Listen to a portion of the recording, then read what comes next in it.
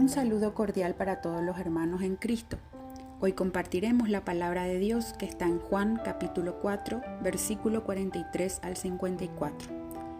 2 días después salió de allí y fue a Galilea, porque Jesús mismo dio testimonio de que el profeta no tiene honra en su propia tierra. Cuando vino a Galilea, los galileos le recibieron, habiendo visto todas las cosas que había hecho en Jerusalén en la fiesta, porque también ellos habían ido a la fiesta. Vino pues Jesús otra vez a Caná de Galilea, donde había convertido el agua en vino. Y había en Capernaum un oficial del rey, cuyo hijo estaba enfermo. Cuando oyó que Jesús había llegado de Judea a Galilea, vino a él y le rogó que descendiese y sanase a su hijo, que estaba a punto de morir. Entonces Jesús le dijo: si no viereis señales y prodigios, no creeréis. El oficial del rey le dijo: Señor, desciende antes que mi hijo muera.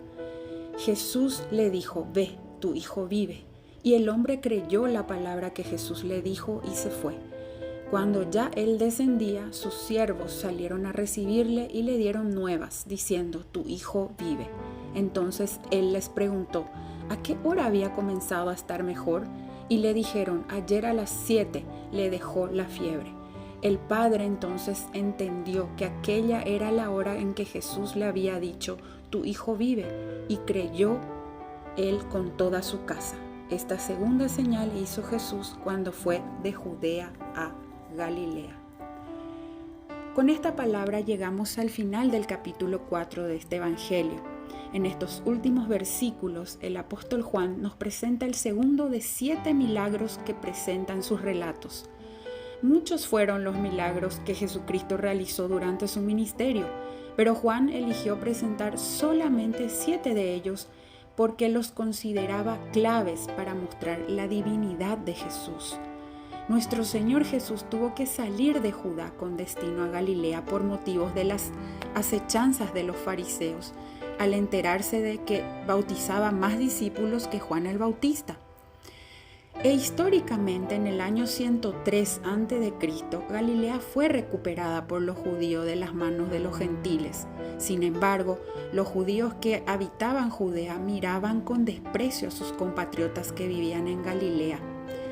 Esta región se caracterizaba por la sencillez de su gente, compuesta de obreros, agricultores, pastores y pescadores, y gente sin mucha preparación académica y con prácticamente pocos bienes, contraria a la educada y poderosa Jerusalén, que no consentía vivir con los galileos.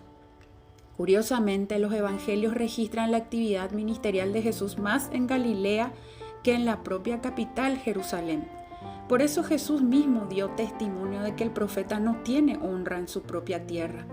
En los evangelios se muestra este refrán para explicar la dureza de corazón de los nazarenos al negarse de que un paisano de ellos, hijo de un carpintero, pudiera ser el Mesías.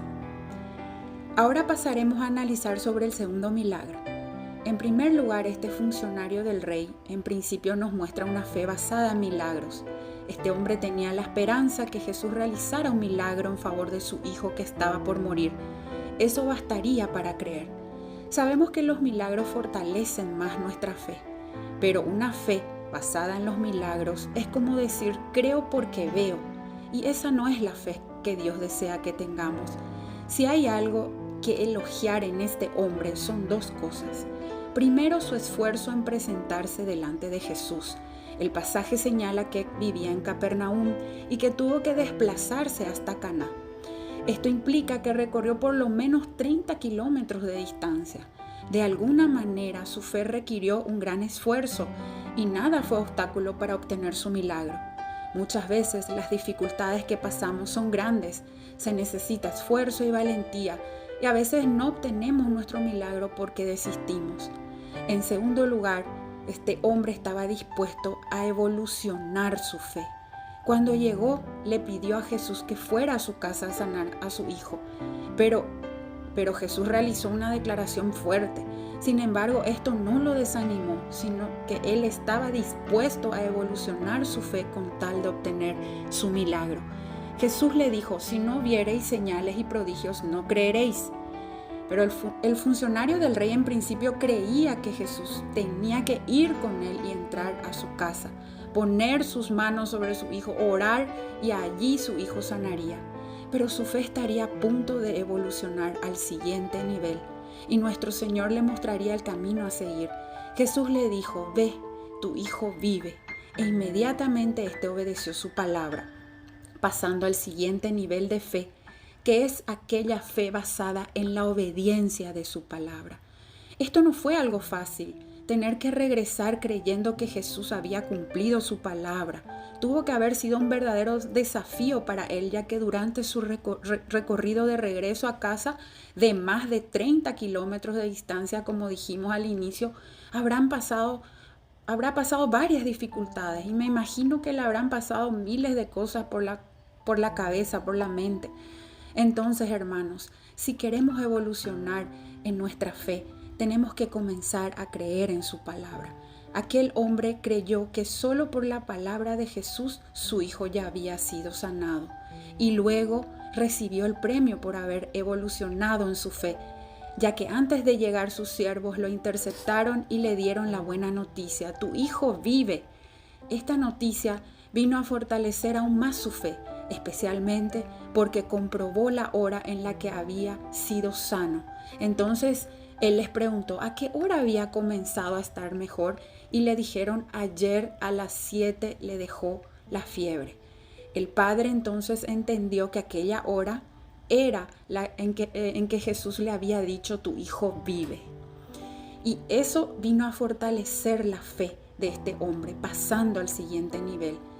Como dijimos, es la fe basada en la confianza en Jesús como Dios. Esta es la fe perfecta, basada en la confianza en la propia persona de Jesús, la cual se vuelve contagiosa a tal punto de que su testimonio es capaz de convertir a otros, ya que al final del pasaje se lee que creyó él con toda su familia. Este milagro viene a confirmar la divinidad de Jesús. Aquel hombre creyó en él como Dios, sin necesidad de creer nada más, sino únicamente obedeciendo a su palabra. Oremos. Dios de amor y misericordia, vengo a ti en esta hora, alabando y bendiciendo tu nombre, Rey de Gloria. Te pido que me perdones por mis frecuentes desobediencias a ti, Señor, y mi falta de fe. A veces me cuesta hacer tu voluntad y confiar en tu palabra. Perdóname, Señor, y dame fuerzas para obedecerte. Ayúdame, porque la carne es débil y la lucha es grande. Las angustias me golpean día a día, Señor, pero te doy gracias, mi Dios, porque tú me fortaleces y me das fuerzas para lograr una fe basada en obediencia. Bendigo y enaltezco tu glorioso nombre, porque en él hay victoria.